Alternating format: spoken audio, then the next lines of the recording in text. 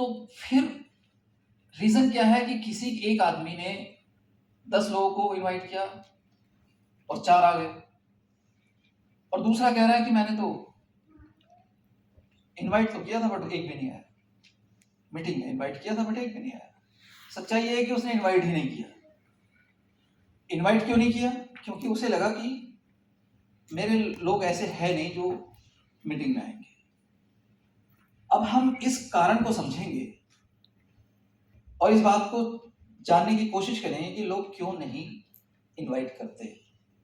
अगर हर व्यक्ति इस बिजनेस में लोगों को इनवाइट करना शुरू कर दे तो फिर ये बिजनेस का जो सक्सेस रेशो है उसका कंपैरिजन किसी और चीज से नहीं हो सकता। जो लोग इस बिजनेस में फेल हुए, नाकामयाब हुए, वो वही लोग नाकामयाब हुए जिन लोगों ने इनवाइट नहीं किया लोगों को, मतलब मीटिंग में लोगों को नहीं ला पाए, और कोई रीजन नहीं। आप ये कह सकते हैं कि मुझे प्लान दिखाना नहीं आता, तो ठीक है, इसके लिए यहाँ पे प्लान दिखाने वाले हैं, आपके बदले कोई दूसरा प्लान दिखा देगा, मगर किसी को लेके तो आओगे। आपके लोगों को आप ही ला सकते हो, कोई और नहीं ला सकता। आप कहते हैं कि मुझे समझाना नहीं आता, कोई दूसरा समझा देगा। आप कहते हैं मुझे प्रोडक्ट की नॉलेज नहीं, तो कोई दूसरा प्रोडक्ट की नॉलेज दे देगा। मतलब बाकी सारे काम तो हर कोई दूसरा कर सकता है, मगर सिर्फ इनविटेशन एक ऐसी चीज है जो आपके बिना कोई और नहीं कर सकता, और ये आप ही को करना पड़ेगा। अब ये तब होगा जब आपका पहले तो टारगेट बना होगा। जिसका टारगेट नहीं बना होता, जिसका कोई ड्रीम नहीं होता है, वो बहाने बनाता है, क्योंकि कोई कारण नहीं है ना किसी को इनवाइट करने का। अगर मुझे लग रहा है कि मुझे तो इसी महीने 3 लोगों को ज्वाइन कराना है, तो मैं अपने ऊपर एक प्रेशर फील करूंगा जब मैं उसे किसी के सामने लिख लूंगा ना। मान लीजिए खुशी मेरी अपलाइन है और मैं खुशी के सामने लिखता हूँ, सर मैं 31 जुलाई तक 3 लोगों को ज्वाइन करा दूंगा, मैं गोवा क्वालिफाई कर लूँ। मैंने ये लिख लिया। अब मुझे लगेगा यार खुशी को मैंने अब लिखा हुआ, उसे ही पता है कि 30 तारीख तक करना, तो मेरे पास एक प्रेशर रहेगा। अब खुशी ने कहा कि भाई 10 लोगों को, अगर 10-12 लोगों को आपने मीटिंग में ले आया तो 3 लोग ज्वाइन कर लेंगे। तो मुझे कौन काम करा रहा है? मेरा वो लिखा हुआ टारगेट। और अगर मैंने लिखा ही नहीं है तो मेरे ऊपर कोई टारगेट ही नहीं है, और टारगेट नहीं है तो मैं कहूंगा अगले महीने बुला लेंगे। फिर ये टलती चली जाएगी। फिर जो डर है वो डर बड़ा होता जाएगा, कुछ वो डर, कुछ टाल मटोल, कुल मिला के ये बिजनेस आप नहीं कर पाओगे। तो पहली चीज है टारगेट। उसके बाद फिर लोगों को इनवाइट करना शुरू कीजिए। और रिजेक्शन, डर, डर तो ये है, इसमें तो कोई दो राय नहीं कि मैं अगर आपसे कहूं कि राह में चलता हुआ एक आदमी है, उसे जाके प्लान दिखाओ, तो आप नहीं दिखाओगे। क्यों नहीं दिखाओगे? आपको एक डर लगेगा, पता नहीं क्या कह दे, पता नहीं क्या हो गया है ना। जबकि इस पता नहीं में 2 चीजें हो सकती हैं, वो हाँ बोलेगा या ना बोलेगा, तीसरी चीज नहीं होती। होती है तीसरी? नो। आपने कहा भाई एक आदमी राह में जा रहा है, आपने कहा कि 1 मिनट रुकेंगे क्या? वो रुका, आपने उसे अपना नाम बताया, आपने कहा मैं एन शाह हूं और मैं एक बिजनेसमैन हूं, मेरे पास एक प्रोजेक्ट है जिसमें आप लाखों रुपए या करोड़ों रुपए कमा सकते हैं, क्या आप इंटरेस्टेड हैं पैसे कमाने में?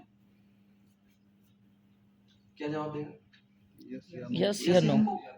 इसके अलावा तो नहीं देगा। मगर ये बात कहने के लिए तो बहुत जिगरा चाहिए ना, बहुत हिम्मत चाहिए कि एक राह चलते हुए आदमी को आप इसलिए नहीं बोलेंगे कि पता नहीं क्या कहते, कहीं नाराज ना हो जाए, कहीं गुस्सा ना हो जाए, कहीं कुछ और ना हो जाए, कहीं मेरी इंसल्ट ना कर दे। तो मेरी इंसल्ट ना कर दे वाला सीन होता है। आप अपने सर्कल में भी ये बात नहीं बताएंगे, आप ज्वाइन तो कर लेंगे मगर अपने सर्कल में भी नहीं बताएंगे कि आप एक ऐसा बिजनेस में हो जिसमें लोगों को इन्वाइट करना होता है, लोगों को ज्वाइन कराना होता है। आपको डर होता है कहीं लोग ऐसे ना कहेंगे कि हमारे पास पैसे नहीं, इसलिए हम ये बिजनेस कर रहे हैं।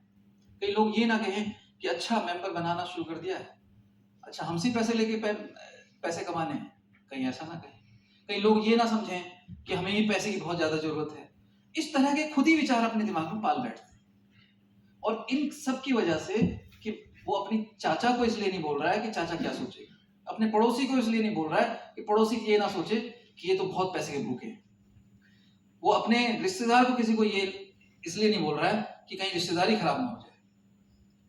नहीं होती है रिश्तेदारी खराब, इन चीजों से रिश्तेदारी खराब नहीं हुआ करती है। समझ में आ रही बात आपको? बट हम ऐसा मान लेते हैं कि मैं अपने दोस्त को इसलिए नहीं बोल रहा हूँ कि दोस्त अरे वो बकबक करता रहता है, वो कहाँ करेगा, सीरियस तो है नहीं वो। आपको क्या पता वो सीरियस है, क्या पता इस बिजनेस में ही वो आपसे ज्यादा सीरियस हो जाए। हो सकता है कि नहीं हो सकता है? तो सबसे बड़ी बात है, ये जितनी चीजें हम सोचते हैं ये डर हैं, और इन डर के पीछे एक ही कारण है कि हमारे अंदर एक तो कॉन्फिडेंस की कमी होती है, दूसरा हम खुद ही अपने आप अपनी राय लोगों के बारे में बनाए बैठते हैं। दुनिया में मौत के बाद सबसे बड़ा डर है रिजेक्शन का। रिजेक्शन मतलब लोगों के नकारे जाने का, कि मैं आपके पास जाता हूँ और मैडम कहती है भैया रहने ही दो, तो हमें ये नहीं करना है और हमें ऐसे मेंबर नहीं बनाने हैं, हमें ये छोटे काम नहीं करने, ऐसे भी कह सकते हैं हम बेचने का काम नहीं करते हैं। अच्छा आपने अब बेचना भी शुरू कर दिया, अच्छा अब ये साबुन शैम्पू भी आप बेचोगे, ऐसे ऐसी लोग बातें करेंगे, ऐसा हम मान ले लेते हैं। तो ये जो रिजेक्शन का डर है ये आदमी को क्या करता है, डराता है और उसे लोगों को इन्वाइट करने से रोकता है। लोग डायरेक्ट सेलिंग में सिर्फ रिजेक्शन के डर की वजह से नाकामयाब है। अगर ये डर खत्म हो जाए तो फिर वो कामयाबी उनके कदमों में पड़ी होगी, वो बहुत आगे निकल जाते हैं। इतिहास में ऐसे किसी इंसान का नाम बताइए जो आज तक कामयाब तो हुआ हो मगर रिजेक्ट ना हुआ। तो ऐसा कोई इंसान नहीं मिलेगा। आप दुनिया में ऐसे किसी इंसान का नाम बताइए जो बहुत बड़ी पोजीशन पे हो और उसे रिजेक्शन ना मिला हो। ऐसा कोई इंसान आप ढूंढ नहीं सकते। रिजेक्शन फेयर का जो फुल फॉर्म है, फेयर मतलब डर, fake evidence of appearance real, ऐसे झूठे डर जो देखने में एकदम रियल लगते हैं, इसे फेयर बोलते हैं, मतलब डर बोलते हैं। तो फेयर ऑफ रिजेक्शन, झिझकना, शर्माना या डरना, ये तीन चीजें जिनके कारण हम अक्सर लोगों को इनवाइट नहीं करते हैं। और इस पूरे बिजनेस में इनविटेशन का ही सबसे बड़ा गेम है। अगर आपको बहुत सक्सेस होना है तो बहुत ज्यादा लोगों को इनवाइट करना चाहिए। हारने का डर, जिसे खुद पर भरोसा नहीं था उसे हारने का डर होता है। बहुत सारे लोग अक्सर किसी भी चीज में, जैसे रेस में, बचपन में आपने देखा होगा बहुत बच्चे रेस में हिस्सा नहीं लेते, उन्हें लगता है मैं जीतूंगा तो नहीं, तो हिस्सा क्या लेना। मगर एक और बच्चा है वो ये सोचता है कोई बात नहीं जीतूंगा तो दौड़ तो लूंगा, किस नंबर पे आऊंगा ये तो पता चल जाएगा। मगर ज्यादातर लोग सिर्फ इस वजह से किसी रेस में या किसी कंपटीशन में पार्टिसिपेट नहीं करते कि वो पहले ही मान लेते हैं हम जीतेंगे तो नहीं, तो क्या फायदा है, मतलब लोग आएंगे तो है नहीं मेरे बुलाने से, तो फिर बुलाने का क्या फायदा, तो बुलाते भी नहीं। और ये सबसे गलत राय है। एक डर और भी होता है कि लोग मजाक ना बनाएं, कि मैं किसी को इनवाइट करूं और लोग कहें अच्छा ओहो अच्छा अब तो आप सेल्समैन बन गए, ओह अब तो आपसे ही साबुन शैम्पू खरीदेंगे हम। तो लोग कहीं मजाक ना बनाए मेरा, और मजाक बनाने के डर से लोग अक्सर लोगों को ये बताते नहीं कि मैं इस बिजनेस में, मतलब लोगों को इनवाइट ही नहीं करते। जैसे मान लेते हैं कि कल को आपसे कोई पूछे कि आप क्या करते हैं, तो 90.9% या 100% मैं गारंटी दे सकता हूं आप ये नहीं बोलेंगे कि मैं जोई वेलनेस करता हूं, या आप ये नहीं बोलेंगे कि मैं नेटवर्क मार्केटिंग करता हूं, या आप ये नहीं बोलेंगे कि मैं एक डिस्ट्रीब्यूशन सिस्टम में हूं। आप बोलेंगे मैं एक टीचर हूं, मैं एक डॉक्टर हूं, मैं एक बिजनेसमैन हूं, मैं एक दुकान चलाता हूं, या मैं एक हाउसवाइफ हूं। मतलब इसी जो अपनी पुरानी पहचान है अक्सर उसी के बारे में बात करेंगे, वहीं से आप अपनी पहचान बताएं। होना क्या चाहिए, पैसा तो आप इससे कमाना चाहते हो, यस, और पहचान आप वही रखना चाहते हो। भैया ऐसे कैसे चलेगा?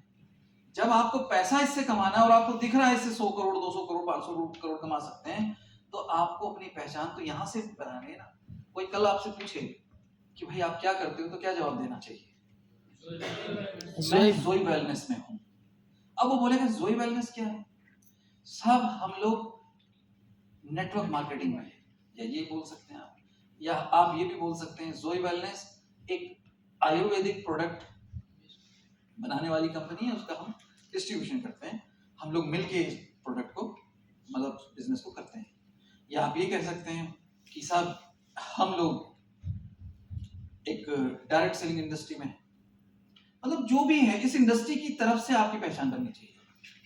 आपकी पहचान कोई टीचर, कोई स्टूडेंट, कोई हाउसवाइफ, कोई ये नहीं बननी चाहिए। तो सीधे आपको बोलना है कि मैं जोई वेलनेस में, मैं जोई वेलनेस करता हूँ। जैसे किसी टाटा के एम्प्लॉय के साथ बात हो आपकी और वो आप उससे पूछें आप क्या करते हैं, तो वो क्या बोलेगा? टाटा। आई एम इन टाटा, ऐसे बोलेगा ना। वो प्राउड फील करता है, आई एम इन टाटा। तो आपको प्राउड फील नहीं हो रहा कि भाई इतने बढ़िया प्रोडक्ट है, इतनी शानदार कंपनी है, इतना लाजवाब सिस्टम है। सिस्टम को मालूम है ना आपको, बुधवार को क्लोजिंग होती है और फ्राइडे को आपके अकाउंट में पैसा आ जाता है। कितना बढ़िया। इतना जल्दी कोई पैसा देता है? कोई कंपनी देती है पैसा? मतलब आप 1 महीना काम करते तब आपको तनख्वाह मिलती है, 100 महीने मिलती है। यहाँ कितने दिन में मिल रही है? सोच के 2 दिन में पैसा आ रहा है। बुधवार को क्लोजिंग, वेडनेसडे को, फ्राइडे को आपके अकाउंट में पैसा। तो आपको प्राउड होना चाहिए, आप कहना चाहिए yes sir, I am with जोई वेलनेस, मैं जोई वेलनेस करता हूँ। तो उसे अगला सवाल पूछने दो ना, ये जोई वेलनेस क्या है? अरे साहब आपको नहीं पता जोई वेलनेस क्या है? चलिए मैं आपको बताता हूँ।